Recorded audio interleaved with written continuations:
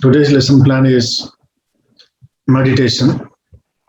This is very interesting chapter, meditation, and this is also very important, very significant, very vital part of yoga, meditation.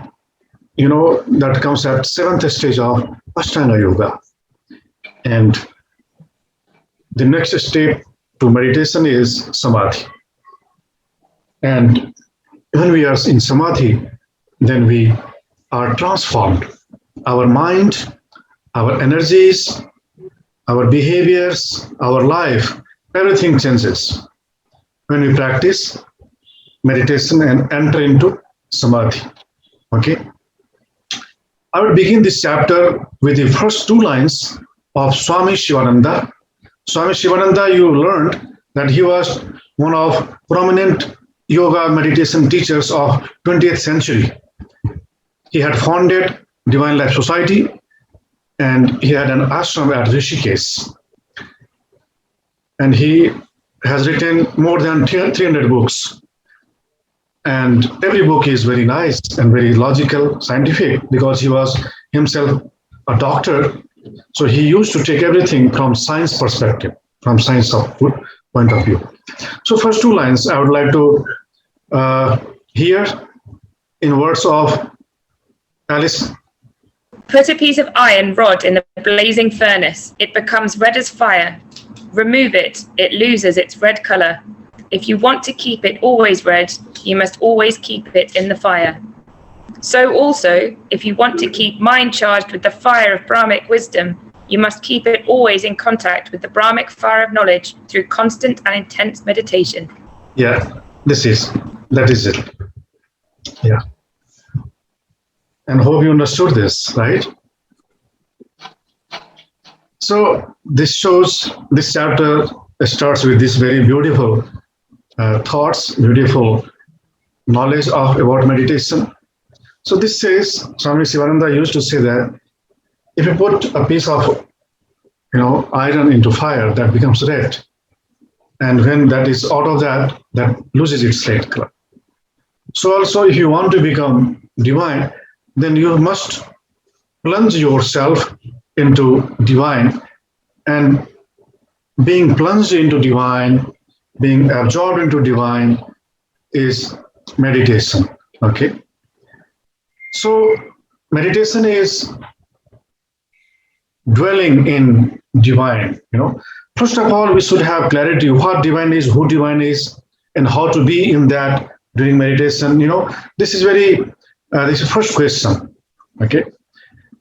Yoga teaches that divine is omnipresent, that divine is everything visible and everything invisible. And everything visible comes from the invisible existence. Okay, everything, every matter that manifests from the nothingness, and at the end that loses, that is merged into the nothingness. So nothingness doesn't mean that there is nothing or nothing exists. Nothingness means the invisible world, which we don't see. We come from invisible world, we live visibly, and when we die, we again go back into the invisible world. And again, if we have desires and aims or the ambitions, the nature sends us again into that favorable situations, favorable families, or that conditions. And then we start our journey from that point where we had left our journey in our past life. This is how we travel, keep traveling, life to life, life to life. Okay. And when you practice meditation, then we fulfill our all desires very quickly, and divine helps us in fulfilling our desires. And when our all of desires are fulfilled, when our thirsts are quenched, then we become absolute divine. So long we have so many desires, so many wishes, we feel restless. We feel restless. And people who are very restless cannot practice meditation effectively. They can try, undoubtedly, and everyone has right to try meditation. But to try more effectively, one will have to first calm down oneself. Calm down, okay? And normally people practice meditation for 30 minutes or an hour, okay? And during that moment, those moments, meditation practitioners fight with himself or herself. With what? With their own habits, their own mind nature of wandering or thinking, too much worrying, feeling insecure, feeling frightened. So all these things remain dormant in us or remain lurking in us. Okay? All the fears, stress, all are hidden in our being. And when we start practicing meditation, then they come on the surface. You close your eyes and you see, hey, lot of thoughts. You want to run away from your thoughts. Okay? So these are the obstacles, and these obstacles we'll have to overcome through different tools of yoga. First obstacle is pain in the body. I would say to sit like a statue without moving your body, so long you meditate. But you will find that during the 30 minutes meditation, your body will be moving too much. The pain will arise in your lower back. The pain in your knees will arise. Your legs may be slipping after some minutes. You will find that your body is not supporting you. Okay? So we have to overcome this obstacle. How? Through asana practice. This is what you are learning in the first 2 hours. Okay?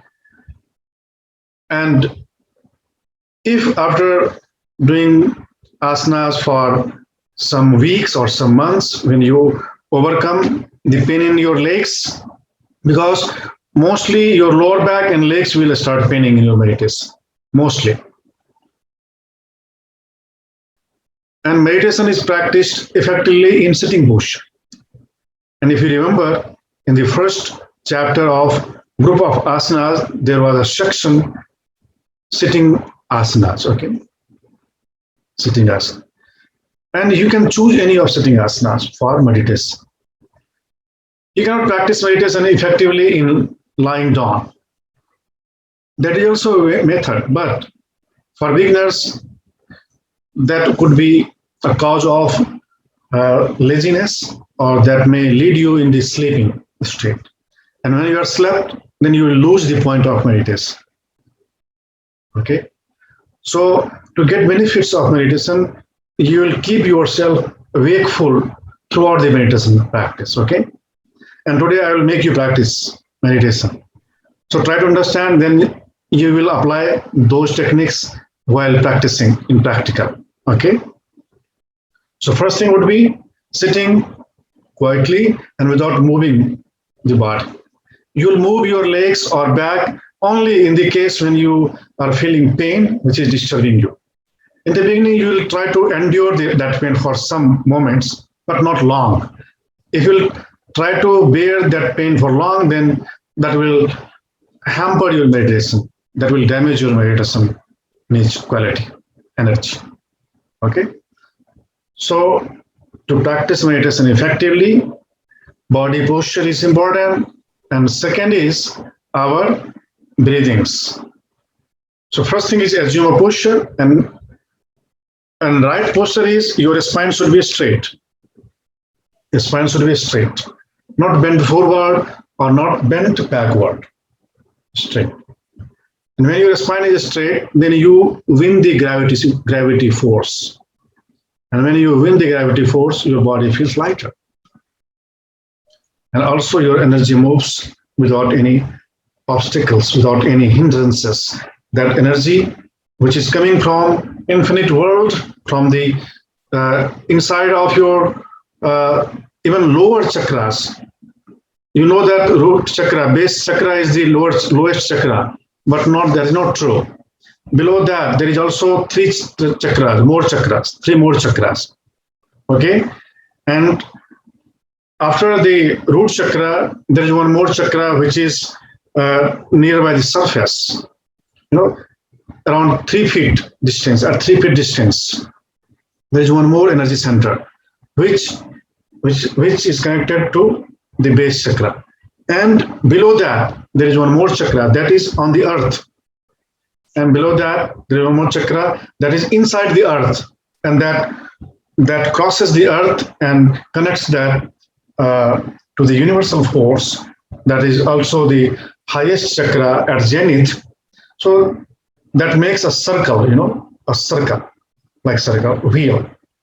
So the circle goes like this. Okay. So if we keep our spine straight, the energy moves properly. And breathings, when you breathe deeply from your belly breathing is an ideal way or right way of breathing throughout the meditation practice. Okay. Normally you breathe from your lungs. Okay. Normally. And when you breathe from, lungs, actually breath doesn't go down, below the lungs. However, if your belly is not involved into breathing, diaphragmatic, that is called diaphragmatic breathing. When the diaphragm doesn't go down completely and that pushes your belly to go out, that doesn't become the deep breathings. Okay, so diaphragmatic breathing is very beneficial to keep your mind connected. Okay, then what is next? Next is before meditation, there is dharana. Dharana. There are 8 limbs of Ashtanga Yoga: Yama, Niyama, Asana, Pranayama, Pratyahara. Pratyahara is when you breathe properly, when you breathe diaphragmatically, then Pratyahara means your all of the senses, your ears, your eyes, your mind are absorbed. When you breathe diaphragmatically, from diaphragm, and you observe your belly movement that goes out and in, with inhalation that goes out, with exhalation that goes in, diaphragm up. When you observe this, then you will find that your mind is here in the present moment, present, right here, right now, right in this room, along with this body. Otherwise, your body is sitting somewhere and your mind is wandering somewhere. Okay, so this is breathing, which keeps your mind here. Breath is like an anchor, which keeps the boat, centered on the bank. Okay, so use the breath as tool, like an anchor, and after breath, your senses are here. Then what is next after pratyahara? Yes, dharana. That is dharana. And what is dharana? Dharana means dharan karna. In Hindi that is called dharan karna. Dharan means to adopt, to stick to something. Dharan karna, to adopt. So you adopt a theme or an object for meditation. Okay. So suppose if I love Buddha, then I will start my meditation focusing on Buddha. But after some time, that object also disappears. And that must disappear. If that object is not disappearing, you're not going to enter into Samadhi. Okay? When that object also disappears, then you are somewhere, and that itself is called Samadhi. Samadhi means you enter into the existence, the omnipresent stuff, omniscient, omnipotent stuff, and that which is called God or divine. Okay? And so long, and that is fire actually. That is what is called fire. That is fire for the piece of iron. Okay? That is the ocean for a river, like a river. River merges into the ocean. Okay? that is the destination of every yogi. And when our object also disappears, then we enter into nothingness. We enter into, complete relaxation, complete peace. And so long you are absorbed into that peace, you are transforming your entire being. You are changing your habit pattern. You are changing your mindset. You become very cool. You become very calm. You are not so repulsive, not so overactive, overreacting. You are very proactive. You are very, patientful, and you think the things. You think very deeply about anything, not superficially. You look at the things very deeply, and everything, every act of yours becomes very, very, very, very mature, very, very, very supramental, and that becomes very influencing, very inspiring to others. And that is how we make our lives great. They are great people. Acquiring the billions of dollars is not they're not great people. Or being a political leader is also not being great. Being great is when you have become universal, when we have become, just divine. And they are worshipped, they are adored by the people, and people follow them. So they only become the, inspirer, influencer. They don't copy anyone. They allow the divine to manifest uniquely to themselves. Okay, so that is the concept of meditation. I think this is very clear to you.